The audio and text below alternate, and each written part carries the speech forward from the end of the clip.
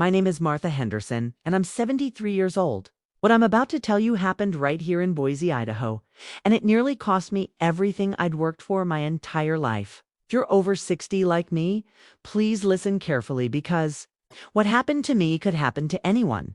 Asterisk, it started 5 years ago when my daughter Dorothy came to me with tears in her eyes. Her husband, Frank, had lost his job at the lumber mill, and they were about to lose their little apartment. Dorothy was 6 months pregnant with their second child, and my grandson Tommy was only 4 years old. Asterisk, Mama, she said, sitting at my kitchen table where I'd served her countless meals growing up. We don't have anywhere else to turn. The landlord gave us 2 weeks to get out. Asterisk now. I'd been living alone in my 3-bedroom house since my Harold passed away 8 years prior. The house felt too big, too quiet, and seeing my family in trouble broke my old heart. Harold and I had worked 47 years to pay off that house. He'd worked double shifts at the railroad. And I'd taken in sewing and cleaned houses for the wealthy folks up on the hill. Asterisk, you come stay here, told Dorothy without hesitation. Family takes care of family. Asterisk, what I thought would be a temporary arrangement, maybe 6 months while Frank found work, turned into something entirely different. Frank did find work, but it was part-time at the hardware store, barely enough to cover groceries and gas. Every month, they promised they'd start looking for their own place next month. Asterisk, Dorothy would say, Mama, we're so grateful. Just give us a little more time to save up for a deposit. Asterisk, and Frank. Well, Frank had a way of making himself comfortable. Real comfortable. Asterisk, at first, he was helpful. He fixed my leaky faucet, painted the back porch, and even helped me with my garden. But slowly, things began to change. He started rearranging my furniture without asking. He moved my late husband's recliner, Harold's chair, to the basement because he said it didn't match the living room decor. Asterisk, when I protested, Dorothy would smooth things over. Mama, Frank's just trying to help make the house feel more like home for all of us. But it was my home. Frank began inviting his friends over for poker nights in my dining room. They'd smoke cigars, something Harold never allowed in our house, and leave beer bottles and cigarette butts everywhere. When I complained, Frank laughed it off. Asterisk. Come on, Martha, he'd say, a house needs some life in it. Harold wouldn't want you living like a hermit. Asterisk, the mention of my Harold's name coming from Frank's mouth made my blood boil, but I kept quiet. For Dorothy's sake, asterisk, after 2 years, I gently suggested maybe it was time they found their own place. The housing market had improved. Frank was working full-time again. And their savings should have grown. That's when Frank's true colors started showing, Martha. He said, sitting in my kitchen at my table, Dorothy and I have been talking. We think it would be better for everyone if we just stayed here permanently. Think about it, you're getting older. You need help around the house, and Tommy and little Sarah need stability. Asterisk, I was stunned. Frank, this is my house. Harold and I, asterisk, I know. He interrupted, waving his hand dismissively. But look at all the improvements I've made. I've put thousands of dollars of my own money into this place. New roof, new flooring in the kitchen, fixed the heating system. Legally speaking, I think I have some rights here. Asterisk, legally speaking. My heart started pounding so hard I thought I might faint. Asterisk, what are you talking about? Legal rights. I managed to ask. Asterisk, Frank leaned back in his chair. The chair he'd bought to replace one of my kitchen settees, smiled. Not a kind smile, a cold, calculating smile. Asterisk, well, Martha, I've been doing some research. In Idaho, there's something called adverse possession. If someone lives in a property, takes care of it, makes improvements, and the owner doesn't object. Well, after a certain the next morning, I called my nephew Robert. He's a lawyer down in Twin Falls. And the only family I had left who wasn't living under my roof, asterisk, Aunt Martha. He said after I explained everything, you need to act fast. Frank's not entirely wrong about adverse possession laws, but he's got the timeline wrong, and there are specific requirements he hasn't met. But you need documentation, and you need it now. Asterisk, I want to pause here and tell anyone listening, if you're supporting others, if you're helping family, if you've been where I was, please hit that subscribe button and ring the notification bell. Share your stories in the comments. We need to support each other through these difficult situations. Asterisk, out of time. They can actually claim ownership. Asterisk, the room started spinning. Grip the edge of the table. Asterisk, you've been here 5 years, he continued. I've got receipts for every improvement, every repair. I've got witnesses who can testify that I've been the one maintaining this property. And you've never once asked us to leave in writing. Dorothy walked in just then, carrying Sarah, who was now 3 years old. What are you two talking about? She asked, but something in Frank's expression must have told her, 'cause her face went pale. Frank, you promised we wouldn't. She started. Wouldn't what? I demanded, my voice stronger than I felt. Asterisk, Dorothy looked like she might cry. Mama, Frank's been saying, he's been saying that maybe, ... maybe the house should be in both your names. You know, for security. In case something happens to you. Asterisk, I felt like I'd been slapped. My own daughter, my own flesh and blood. Get out, I whispered. Now, Martha, let's be reasonable, Frank. Started, asterisk, get out. I shouted louder than I'd raised my voice in years. Get out of my house. Frank stood up slowly, that same cold smile on his face. I don't think so, Martha. See, this is my home too now. You can't just throw us out on the street. We have rights. The children have rights. Asterisk, that night, I didn't sleep.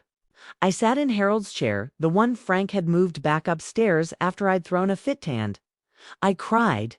I cried for my husband, who would have known how to handle this. I cried for my daughter, who had chosen her husband over her mother. I cried for myself. A 73-year-old woman who might lose the only thing she had left. Robert drove up the next weekend with a briefcase full of papers and a plan. Asterisk first. He said, we're going to document everything. Every conversation, every threat, every improvement Frank claims he made. Second, we're going to serve them with a formal notice to quit. That's legal language for get out. Third, if they don't leave, we're going to file for eviction. Asterisk, but. Dorothy, I started. Asterisk, Aunt Martha. Robert said gently. Dorothy made her choice when she didn't stand up for you. You've been more than generous. 5 years is enough. Serving the notice was the hardest thing I'd ever done. Dorothy cried. Tommy, who was now 9, didn't understand why Grandma was being mean to Daddy. Little Sarah just clung to her mother's leg. Asterisk, but Frank. Frank just laughed. Asterisk, good luck with that, Martha. I'll see you in court. And that's exactly where we ended up. The court hearing was scheduled for 3 weeks later. During those 3 weeks, Frank made my life miserable. He played music loudly at all hours. He had maintenance emergencies that required contractors to come at 6 in the morning. He started smoking inside the house again, despite my allergies. Asterisk, what? Are you going to do? Call the police? He taunted. It's my house too. Asterisk, the worst part was watching Dorothy. She'd lost weight, developed dark circles under her eyes, and barely spoke to me. The tension was affecting the children too. Tommy started acting out at school, and Sarah began having nightmares. Asterisk, 3 days before the court hearing. Dorothy came to me while Frank was at work. Asterisk, Mama. She said, I'm sorry. I'm so sorry. Asterisk, we both cried then, holding each other like we hadn't since she was a little girl. Asterisk, I didn't know Frank was planning this, she said. I thought he was just talking. I never thought he'd actually try to take your house. Asterisk, what are you going to do? I asked. Asterisk, I don't know, she admitted. If we lose in court, Frank says we'll just stay anyway. He says you'll never actually call the sheriff to remove your own grandchildren. Asterisk, that night, I made a decision that would change everything. Asterisk, I called my old friend Gladys Murphy. Gladys had been through something similar with her stepson 10 years earlier. She'd won her case, but it had taken 2 years and cost her nearly $20,000 in legal fees. Asterisk Martha. She said, "You've got to fight this with everything you have. These people, they count on us being too old, too tired, or too soft-hearted to stand up for ourselves." Asterisk the morning of the court hearing. I dressed in my best blue dress, the one Harold had bought me for our 45th anniversary. I pinned on the little pearl brooch he'd given me for our first Christmas as newlyweds. I needed his strength with me. Asterisk Robert met me at the courthouse with boxes of evidence. Photographs of the house from before Frank moved in. Harold's death. Certificate proving when I became the sole owner. Records showing I've been paying all the property taxes, insurance, and utilities for the entire 5 years. Asterisk Frank showed up with a lawyer, expensive looking man in a shiny suit who probably cost more per hour than Frank made in a week. That should have been my first clue that something bigger was going on. Asterisk the hearing started. And Frank's lawyer presented their case. Frank had indeed made improvements to the house, about $8,000 worth. He'd been living there continuously for 5 years. He'd been treating the property as his own. Asterisk, Your Honor, Frank's lawyer said, "My client has invested significant time, money, and labor into this property under the reasonable belief that he had permission to do. So, he's been acting as the man of the house, so to speak, caring for an elderly woman who clearly needed assistance." Asterisk, I wanted to stand up and shout, but Robert squeezed my hand. Then it was our turn. Robert presented our evidence methodically. The original deed showing Harold and I as joint owners. Then the deed showing me as sole owner after Harold's death. Documentation that I'd never signed any agreement giving Frank any ownership rights. Proof that I'd been paying all expenses related to the property. Asterisk. But the most important piece of evidence was something I hadn't even known Robert had gathered. Asterisk, Your Honor? Robert said, "I'd like to present testimony from Mrs. Henderson's neighbors." Asterisk 3 of my neighbors testified that they'd heard Frank on multiple occasions referring to his plan to get the old lady's house. Mrs. Patterson, who lived next door, testified that Frank had bragged to her husband about working the system and how the old bat would never know what hit her. Frank's face went white, but Robert wasn't done. Asterisk, Your Honor. I'd also like to present evidence that the defendant has been researching adverse possession laws for over 2 years. These internet search records, obtained through a subpoena of the defendant's internet provider, show repeated searches for how to claim someone else's property and adverse possession. Idaho requirements. Asterisk, the judge looked at Frank with obvious disgust. Asterisk, Mr. Harrison, the judge said, "Are you telling this court that you moved into Mrs. Henderson's home with the express intention of eventually claiming it as your own?" Asterisk, Frank's lawyer whispered furiously in his ear, but Frank was too angry to listen. Asterisk, that old house was falling apart. He shouted, "She couldn't take care of it. My family needed a place to live, and I made that place worth something. I deserve." Asterisk, Mr. Harrison, the judge interrupted, "You deserve exactly nothing. You've been living rent-free in someone else's home for 5 years. You've made improvements to someone else's property without their permission, and now claim those improvements give you ownership rights. This court finds your claim frivolous and without merit." The judge then turned to me. "Mrs. Henderson, this court awards you immediate possession of your property. The defendants have 10 days to vacate. Furthermore, given the egregious nature of this attempted fraud, the defendants are ordered to pay your legal fees and court costs." Asterisk, I sat there stunned. I'd won. I'd actually won. But as we left the courthouse, Frank grabbed my arm. "This isn't over, old woman," he hissed. "You may have won in court, but you've lost your daughter and your grandchildren forever." And for a moment, I thought he might be right. The next 10 days were the longest of my life. Dorothy and the children were staying at Frank's mother's house. Frank himself had disappeared, probably staying with one of his poker buddies. Asterisk on The ninth day, Dorothy came to see me. Asterisk Mama, she said, I filed for divorce. I couldn't believe what I was hearing. I should have done it years ago, she continued. Frank had this whole plan. He was going to get your house, then sell it. He said we could take the money and move to Arizona, start fresh. When I said, I'd never let him do that to you. He hit me, Mama. My heart broke all over again, but this time for a different reason.